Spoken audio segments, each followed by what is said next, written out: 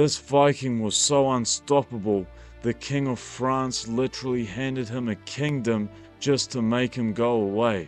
Today we're talking about Rollo, a Viking so massive no horse could carry him, so relentless he terrorized Paris itself, and so savage he refused to bow down to a king even when offered land and power. His bloodline would one day conquer England, change the course of European history, and leave a legacy that's still alive today.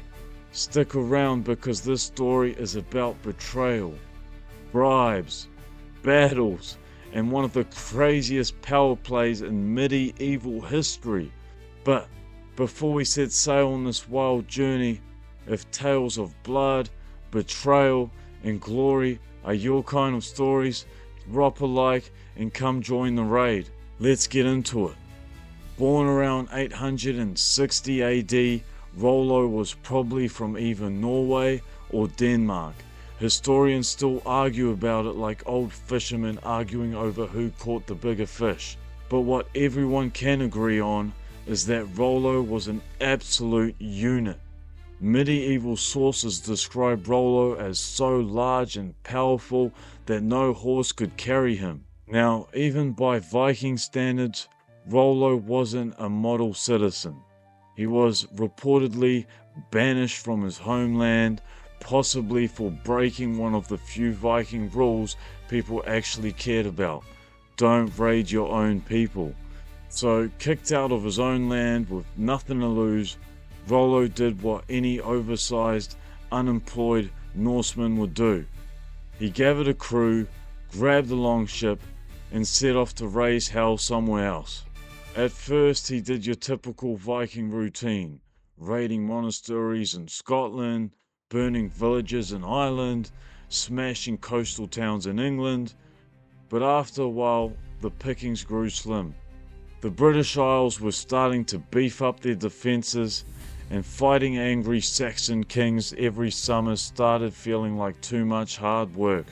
That's when Rollo looked across the channel and spotted a golden opportunity: West Francia, which, if you don't know by the name, West Francia obviously is modern day France. Back then it was a mess, a kingdom torn apart by civil wars, weak leadership, and nobles who spent more time arguing with each other than defending their shores.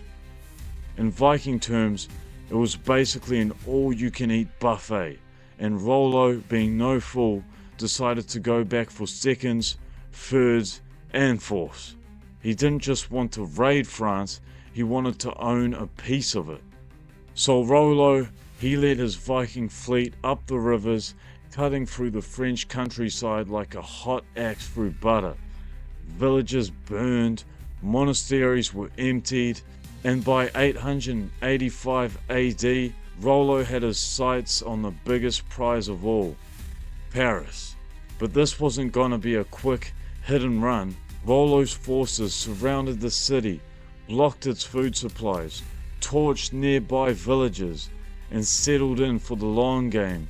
Paris was under lockdown, and the message was clear: surrender or starve. But Paris didn't crack. Inside the walls, Count Odo, a local noble, rallied the citizens.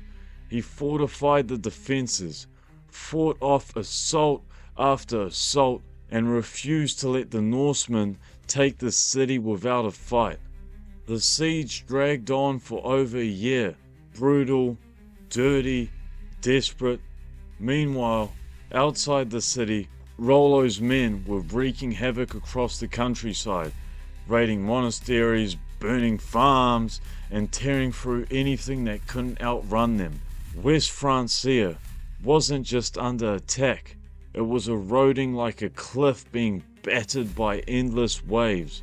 At the time, West Francia was ruled by Charles the Fat, a king whose name alone told you everything you needed to know about the state of his kingdom. By the time Rollo's siege dragged on, it was clear Charles wasn't going to win this fight with a sword or even with his army. His countryside was scorched, His nobles were hiding behind their own walls, and the heart of his kingdom was barely being held together. With no army strong enough to break the siege, Charles took the only option he had left. He paid Rollo a fortune to leave. Charles basically bought himself some breathing room. The Vikings accepted the silver and pulled back with their ships filled with treasure.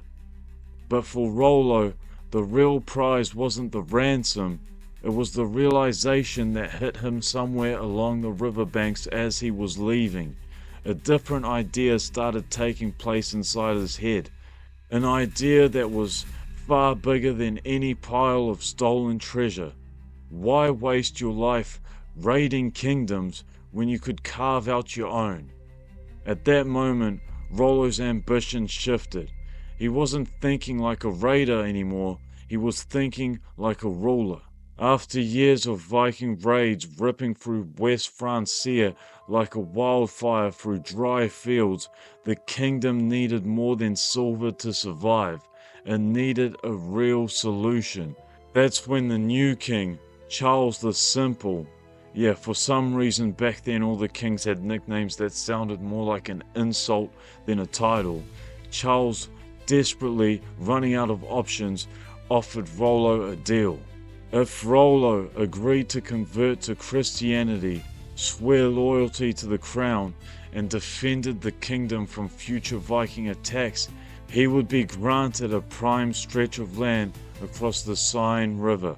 It was a risky move, giving land to the very men who had been burning it down, but Charles knew at this point there was no other option. It was better to give up and work with the Vikings than face their next invasion with nothing at all. The territory Rollo would receive would become known as Normandy, the land of the Northmen. But for Rollo to get this land, there was just one last tradition he had to complete to finish the deal. Rollo was expected to kneel and kiss the king's foot in a show of loyalty and submission. But being the man that Rollo was, he hadn't spent decades leading raids, storming cities, and surviving countless battles just to kneel down like a beaten dog. When the moment came, he refused. Instead, he ordered one of his other Viking warriors to do it. But just like in true Viking fashion, the warrior yanked the king's foot so violently that Charles the Simple toppled over like a sack of potatoes and dropped in the dirt. Not exactly the dignified ceremony the Franks were hoping for, but the deal stood. Rollo, who was once a landless raider, now held land, power, and a future. Without going around swinging his axe anymore, he had carved his place into history. With the deal sealed, Rollo set to work not as a raider, but as a builder. Normandy, which was once just a battered prize wrestled from a dying kingdom, quickly transformed into one of the most fortified and prosperous regions in all of West Francia. Rollo understood something most warlords never could figure out. You can't rule a land the same way you raid it. He encouraged his men to settle, marry into the local population, and lay down roots. The Norse language faded into Old French. Long ships gave way to stone fortresses, and the wild, reckless energy of the Viking raiders was shaped into the disciplined strength of a growing new state. Normandy didn't just survive, it thrived. It became a kingdom within a kingdom, ruled by men who still carried the Norse fire in their blood, but now wore the polished armor of French nobility. Rollo ruled for decades, securing his new homeland with the same fierce determination that once burned cities into the ground.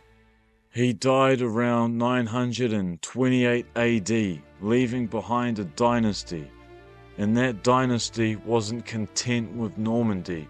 Rollo's descendants grew stronger, richer, and hungrier for more. A century later, his bloodline would reach across the sea. William the Conqueror, Duke of Normandy, would invade England in 1066, crush the Anglo-Saxon armies at the Battle of Hastings, and claim the English throne. But that's another story for another day. Rollo went from an outcast with no homeland to the founder of a dynasty that would redraw the map of Europe. Rollo's fight with France changed history forever. More than 1,000 years later, the ripple of Rollo's choice to build rather than burn still shapes the histories of France and England, a lasting legacy from a man who the world once thought was too wild to be tamed. If you enjoyed this journey through Viking history, make sure to slam that like button and come sailing with me on the next adventure.